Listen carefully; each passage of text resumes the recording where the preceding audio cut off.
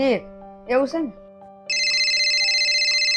તારા ભાભીનો ફોન આવે છે ને હું ઉપાડી લઉં હો બેટા મોડું થઈ જશે કાંઈ વાંધો નહીં તું કાંઈ ટેન્શન ન લેતી હમણાં આવું જ છું ડ્રેસ કયો ડ્રેસ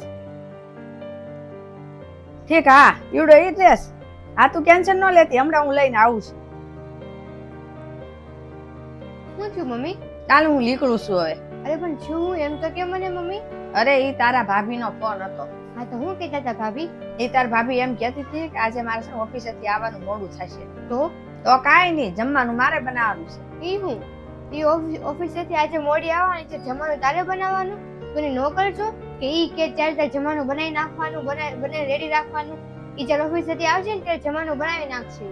હા તો હું થઈ ગયું રોજ તો ઈ બનાવે જ છે ને. ઈ મને નથી ખબર તું જમવાનું નહીં બનાવતી કહી દીધું ને મેં બસ. હા પણ ઈ છે ને મોડું થઈ જશે હજી તો મારે ડ્રેસ લેવા જવાનું છે. કયો ડ્રેસ? દરજી પાસે છે ને ડ્રેસ નાખ્યો તો ને ઈ લેવા જવાનું છે. તો તું લેવા જાય ઈ હાથે લેવા જશે ને દરજી પાસે? અરે ઈ આવશે ને ત્યાં દુકાન બંધ થઈ જશે પછી કાલ છે મંગળવાર અને પમદી પાસે ઓફિસમાં બધો પ્રોગ્રામ છે એટલે પહેરવા જોશે. તો હું થઈ ગયું એના મમ્મી નું ઘર છે ને ત્યાં દરજીની દુકાન છે એના મમ્મી લઈ આવશે એનો ડ્રેસ. અને હા જમવાની વાત કરો છો ને જમવાનું એની મમ્મી બનાવી જ નાખશે તારે કાંઈ બનાવવાની જરૂર નથી કહી દઉં છું. અને જો ભલે રાતના 10-11 વાગશે ને 10-11 વાગે આવશે ને તો જમવાનું 10-11 વાગે બનાવી નાખશે બનાવવું હોય ને તો. રોજ તો બનાવે જ છે ને રોજ ક્યાં બનાવવાનું છે આજ એક દિવસની વાત છે. મને કઈ એક દિવસની વાત જ લાગતી મેં જોયું કે કેવી ફોનમાં ઓર્ડર આપતી હતી તને કહી દીધું જમવાનું બનાવી નાખજે એમ અને પોતે કોને ખબર ક્યાં ક્યાં રખડતી હશે. એ તારી ભાભી છે તારી ભાભી વિશે આવું ન બોલાય તારે. તું એને તારી બહુ સમજતી હશે તો હું એને મારી ભાભી નથી સમજતી.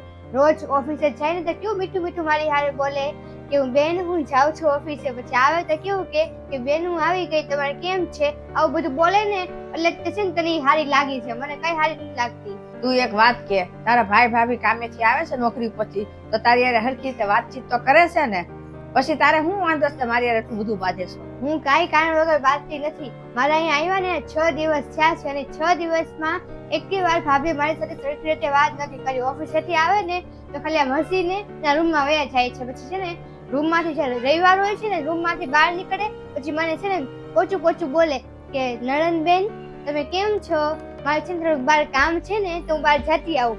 બહાર જાય પછી સાંજે આવે ને પછી હસીને ઉપર ચડી જાય ખાઈ પીને હુઈ જાય છે. અને ભાઈ એમ જ તે હાલચાલ વાલચાલ પૂછે જ નહીં આવીને હસે ઘડી મૂંગો મૂંગો અહીં બેઠે પછી હોય છે ને રૂમમાં કાંઈ એવું છે નહીં તું જેવું કે છો ને એવું કાંઈ નથી પણ તું છે ને લગ્ન પછી હાવ તું બદલાઈ ગઈ છો. બસ જ્યાં મારા સાસુમાં મને સંભળાવે ને તું મને સંભળાવ. તું એવા કામ જ એવા કરતી હો તો તને તારા સાસુ સંભળાવે જ ને. ઈ જ ને તારી જેવા નથી સાસુ કે છે ને એની વહુને હાચુને રાખે છોકરીને જેમ રાખે અને પોતાની છોકરીને આવે ને ત્યાંથી ને સંભળાવવાનું ચાલુ કરી દે. વહુ એમ કે ઓર્ડર આપે કે છે ને ઓફિસથી મારે મોડું થવાનું છે જમવાનું બનાવીને આવશે તો જમવાનું બનાવી નાખે એના ડ્રેસો ટેલર પાસેથી લઈ આવે.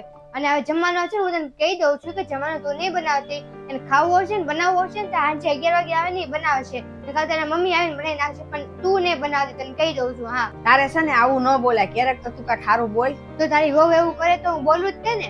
ઈ મારી વહુ નહીં મારી છોકરી જ છે. બસ દર વખતે તું એની સાઈડ લે. ઈ તારી છોકરી છે તો હું તારી છોકરી નથી હું તારા છોકરાની બેન નથી હું એની નણંદ નથી.